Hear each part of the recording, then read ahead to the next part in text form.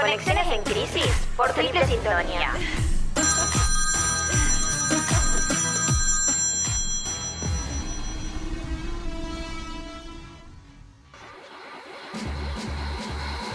Bienvenidos a nuestro podcast Conexiones en Crisis, donde exploraremos la evolución de las relaciones sexuales en Argentina. Somos Triple Sintonía.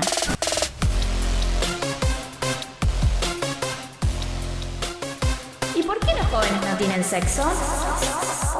Nunca se tuvo tan poco sexo en la gente joven como en este momento, todos menores de 30. Está estudiado que estamos en la época con menos sexo de la historia, quiere decir, los jóvenes cada vez tenemos menos sexo. Yo noto que ahora hay mucho menos sexo que antes.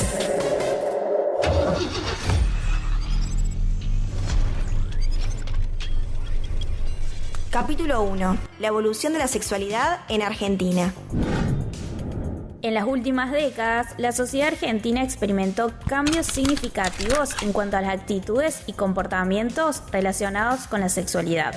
Desde la revolución sexual de los años 60 hasta la actualidad, vimos una transformación en la forma en que se entiende y se vive la sexualidad. Para ponernos en contexto, en la década de 1960, la revolución sexual comenzó a cuestionar los valores tradicionales y a promover la libertad sexual. En la década de 1980, la epidemia del VIH-Sida cambió la forma en que se pensaba sobre la sexualidad y la prevención. En la actualidad, la sociedad argentina sigue evolucionando con un enfoque en la diversidad y la inclusión.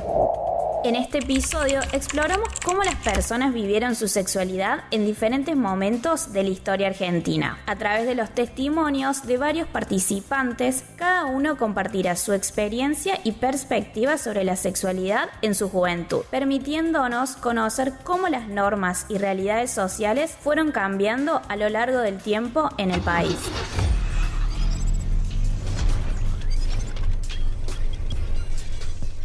¿En qué década viviste tu juventud y cómo era el ambiente social? Soy Aníbal Gubittel. Mi sexualidad la viví en los años 40 y 50. Tengo 92 años. En aquel entonces a las chicas las respetábamos y la teníamos que hacer con las putas porque no había otra salida. Era otra cosa, no es como ahora. Te tenías que casar para poder tener una sexualidad plena. Entonces nos casábamos jóvenes. Hola, soy Laura, tengo 60 años, transité mi juventud de los mediados del 70 y los principios del 80. La vida social en ese momento era muy agradable, muy social. Hola, soy Fernando Danielo Tonelo, tengo 57 años. Bueno, mi juventud la viví en la década del 80. Las relaciones de nuestra época eran las relaciones un poco más formales que ahora. El sexo no era algo tan común ni tan rápido, era un poco más reservado.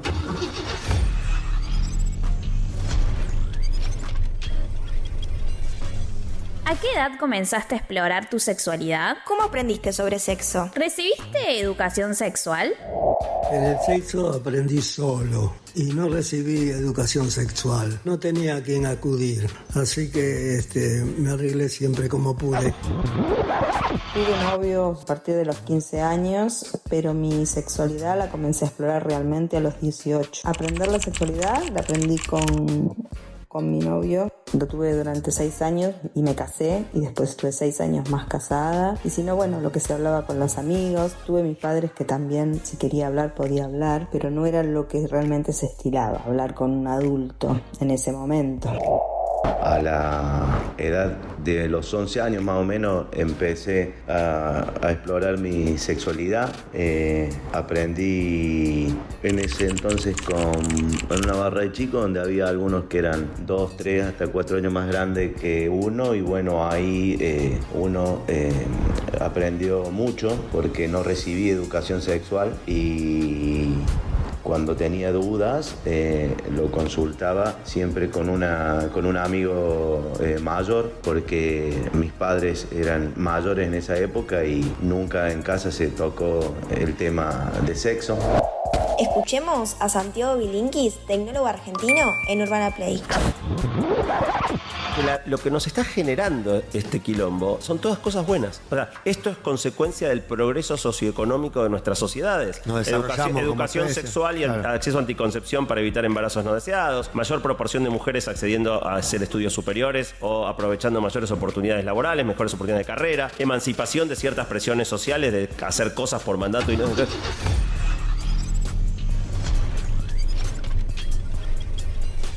¿Cómo eran las citas y las relaciones en tu época? ¿Qué papel tenía el sexo en tus relaciones? La prueba está que hoy hace 67 años que estoy casado con la misma persona y todavía somos novios. Las citas generalmente también. O vos estabas en el club y después te arreglabas para ir le decíamos a Saltos, que era una fiesta en una casa, o ibas a tomar algo, o un helado, o si después ibas a bailar. El sexo, en mi caso fue importante, fue porque fue con amor. Fue con la primera persona que estuve 12 años.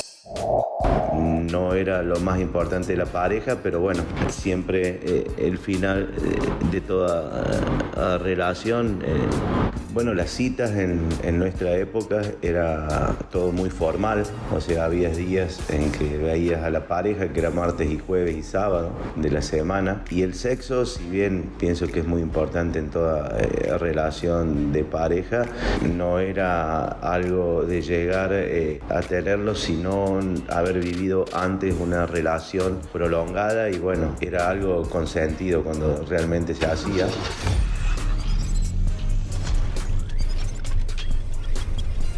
¿Sentiste alguna presión por parte de la sociedad? No sentí ninguna presión de la sociedad.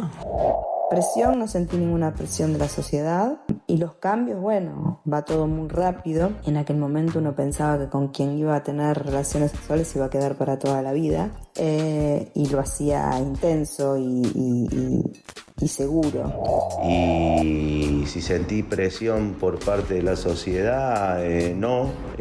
Hoy veo que el sexo es algo, hoy creo que la pareja, si no se tiene sexo en la primera noche, o sea, una noche, es algo que como que no tiene sentido hoy. Hoy es más se tiene más rápido las relaciones sexuales.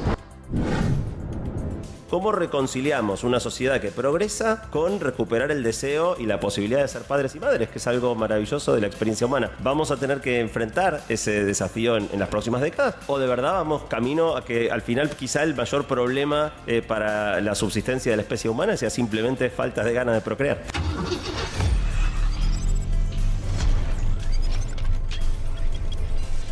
Los testimonios que hemos escuchado hoy nos permiten reflexionar sobre cómo la sexualidad tan íntima y personal está también profundamente influenciada por el contexto social, cultural y político de cada época. A través de las experiencias de quienes compartieron sus vivencias, podemos ver cómo las normas y actitudes hacia la sexualidad han evolucionado en Argentina, pero también cómo ciertos desafíos y prejuicios persisten.